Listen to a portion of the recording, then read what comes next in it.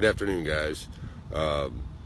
Another big question I've been getting lately is how a compass works on a flat earth. Well, once again, it's really simple. A compass can only work on a flat earth.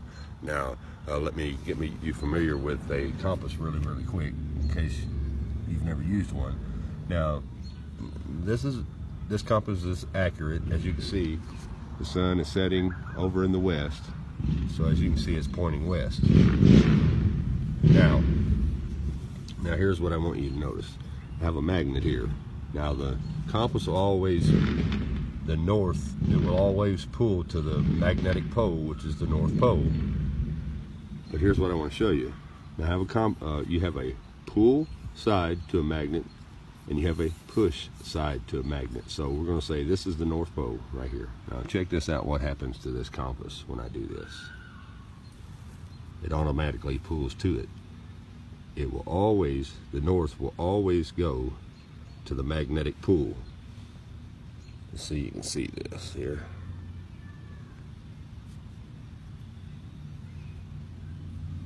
Okay, now check this out. Now this side is going to be your push side.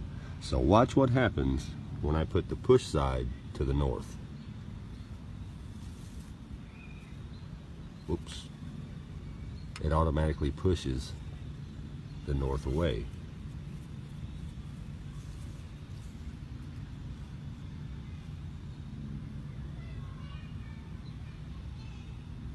As you can see. Okay, now let me show you how this works on a flat earth. So as you can see here, this is the North Pole. Now that little black dot in the middle, the reason that's black is because in ancient cosmology, this is supposed to be a black magnetic rock in the center of the earth. That magnetic field. All this in here is a magnetic field. Everything will always pull to here and be pushed from the ice wall. Okay, now let's put our compass here. Here's the United States. This is about where I am right here, right now in Illinois. Right here. So let's put that there. We're lined up perfect outside. So of course here's California, so it's going to be to the west.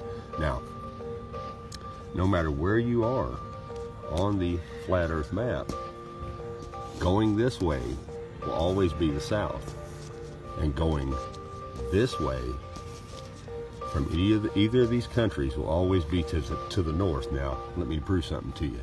Okay, now let's put the magnetic field in the North Pole. And guess where it automatically points to? Okay, now let's move the compass over here to Africa. Okay, now guess what happens when we put the magnetic field in the center of the earth? It automatically points to the north. So it's kind of hard for me to hold this phone at the same time. So let's go over here to Australia. Now, guess where the compass points? To the magnetic field to the north. So if you'll notice, everywhere that I place this compass, even if it's right here, it points to the north. And guess where? No matter where you're at, the ice wall is always south. So the ice wall works as the push. See, check it out right here. North magnetic pole. The ice wall works as just like the opposite side of a magnet. It pushes. So kind of like right here. Okay, see how it pushes? The opposite side of the magnet will always make it go to the south. So that's why no matter where you are on this earth, let's go over here to Russia. Okay, now watch what happens to the compass when I put the magnetic pole in the middle at the North Pole. It automatically points north. And what's south? The ice wall. No matter where you are, the ice wall is always south. So now hopefully this will make sense to you. If the compass always pulls to the north all the way around this flat earth map, so this is going to be, let's put the magnet there, this way here is always going to be the east, and this way is always going to be the west. Now look at those countries really well. Notice You have an east side and a west side to them. So when the airplane pilot is flying around the world this way, well, of course, his compass is always going to point north, because that's where the magnetic pull is. You see, no matter what, it's always going to point south towards the ice wall. So he thinks that he's making a circle around the world, and he is, but not around the ball. Now, here's the funny thing about that. We are allowed to circumnavigate only east to west on a boat or in an airplane. No one has ever circumnavigated from north to south, which, if this were a ball, which would be starting here, going all the way around and coming back to here. You're not allowed to do it. You know why? It's called the Antarctic Treaty, a no-fly zone. And the reason they make it a no-fly zone is because if someone ever tried to circumnavigate from here, they'd run into the ice wall. They'd never make it back over to here, because there is no back over to here. And they don't want you to know that. And you can look it up yourself. That's why no one ever in the history ever has circumnavigated from north to south. So like I said, that's how your compass works.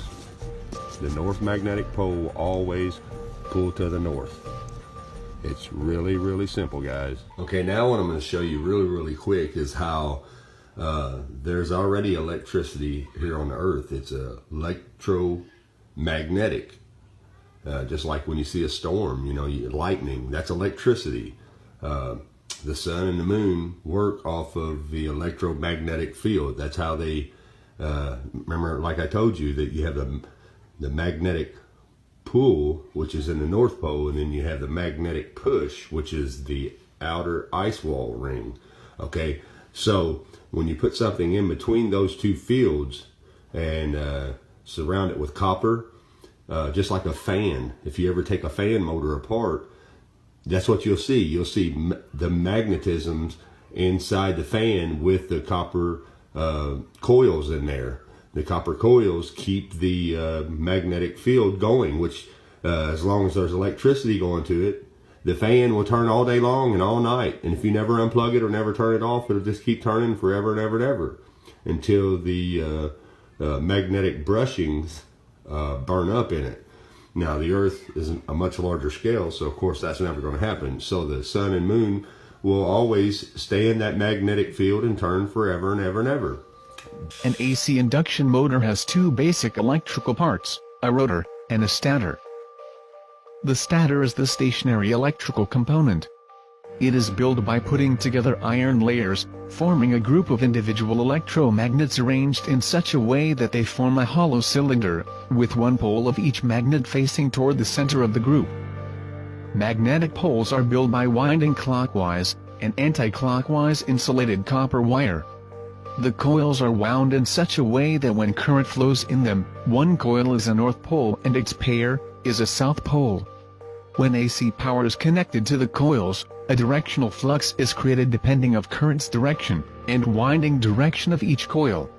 See in this animation how the magnet's polarity changes every half cycle of the AC power supply, creating an alternate magnetic field. The rotor is the rotating electrical component. It also consists of a group of electromagnets, arranged around a cylinder, with the poles facing toward the stator poles. The rotor, obviously, is located inside the stator. As the magnetic field of the stator alternates, due to the effect of the AC power supply, the induced magnetic field of the rotor will be attracted and will follow the rotation. It is a natural phenomena which occurs when a conductor, aluminum bars in the case of a rotor, is moved through an existing magnetic field, or when a magnetic field is moved past the conductor. In either case, the relative motion of the two causes an electric current to flow in the conductor. This is referred to as induced current flow.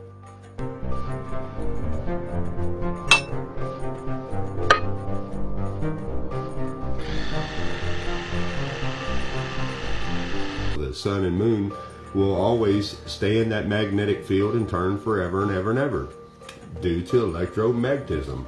All right, now check this out. I have a battery here. You have your positive and your negative, and this is how the Earth works. That's why you have to have the waters above the firmament and the waters here on Earth. Now, salt water carries the electricity. Now, I'm going to prove that to you really quick. Now, as you can see, I have a battery here running into these wires, which is just a positive and a negative charge, which is causing the light to light up. Now, check this out. I'm going to undo the hot wire, which is the positive. That turns the light off. Now, for right here, look, for example, just check this out. We have a glass of water, okay? Now we have salt. Now check this out. Let's turn this regular water into salt water. Okay, let's stir it up a little bit. Now, watch what happens when I take these two wires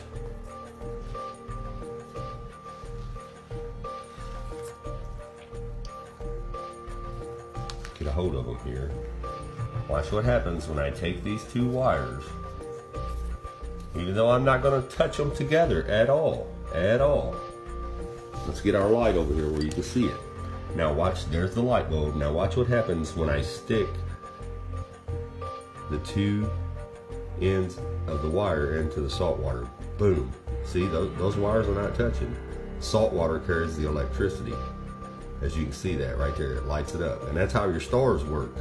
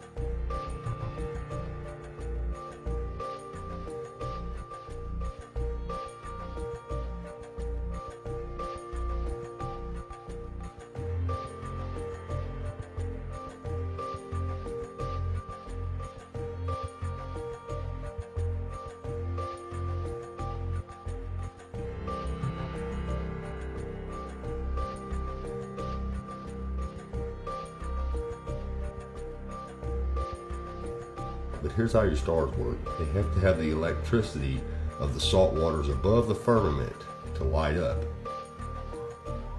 As you can see, the salt water carries the electricity.